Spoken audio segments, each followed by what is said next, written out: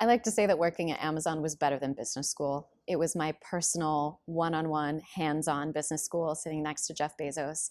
I learned to like what he likes, hate what he hates, ask the questions he would ask, anticipate pain points before they were coming. And I use that information today. I reflect often on conversations that we had back then to help me make decisions in my own business now. And now, many 15 plus years later, I'm using those same lessons to help my clients. So some of the early stories that we had there at Amazon were when it was a really difficult time in the company and we were trying to turn profitable for the first time. I watched Jeff single-handedly reinvent the business model of Amazon, which is now the gold standard of e-commerce. And I think one of the most genius things that he did was in those critical moments, instead of hunkering down and sitting at his desk for 18 hours a day, in his wisdom, he purposely took time out to do thinking retreats. So he would take himself out of his office for 3 days at a time and starve himself of all external stimulation. No books, no TV, no phone, no conversations with anyone.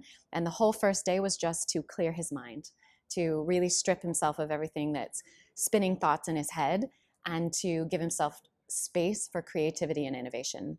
And then he would take just a plain empty notebook with him and a pen, and he would just free flow write ideas in his heads of business ideas or ways he could expand the business or use his resources more strategically. And one of the results from those early thinking retreats that I witnessed was he created what is now Super Saver Shipping.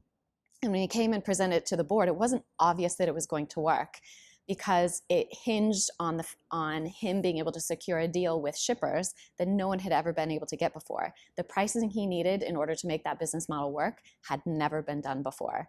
But the board gave him a little leash to give it a try. He negotiated a deal that no one else had ever negotiated before, and it was a smash success. So then in his next thinking retreat, I think 9 months later or so, he came up with what is now Amazon Prime. And we all now consider that a genius move, an obvious solution. But at the time, the board of directors was terrified that he was single-handedly going to bankrupt the company, because with Amazon Prime, as we all know, you can just click, have it tomorrow. You can send yourself just a toothbrush or just a book, which isn't necessarily cost-effective. But again, Jeff and his negotiating skills and working out the formula exactly right and creating a bespoke algorithm that was able to utilize just the right data center or the cost fulfillment center or have that on your doorstep to do predictive arrival timing, which we all now take for granted. No one had ever done any of those things before. And so in those genius ideas with Super Saver Shipping, he got the customers who have more time than money. And with Amazon Prime, he was able to get loyalty out of those customers who had more money than time, who needed it right now. And with that, he created a brand loyalty that we had never seen before and changed the face of e-commerce. And I think that is an illustrative story that brings out a lot of his great leadership qualities. He's a creative thinker. He takes time to be innovative and creative. He knows he needs to invest in open mind space to be creative. He trusts the right kind of people to make solutions, and he's fearless in doing something that no one's ever done before. Yeah. When I think of Jeff Bezos even now, what I see in my head is him laughing.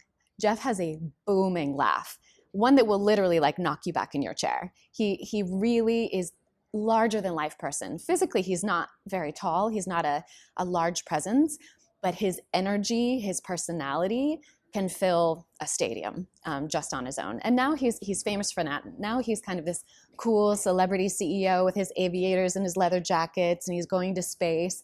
But I knew him when he was a simple, nerdy guy sitting at his door desk that he built himself, just literally standing in front of the board of the directors and doing the math, doing the formulas of how he was going to prove his business model.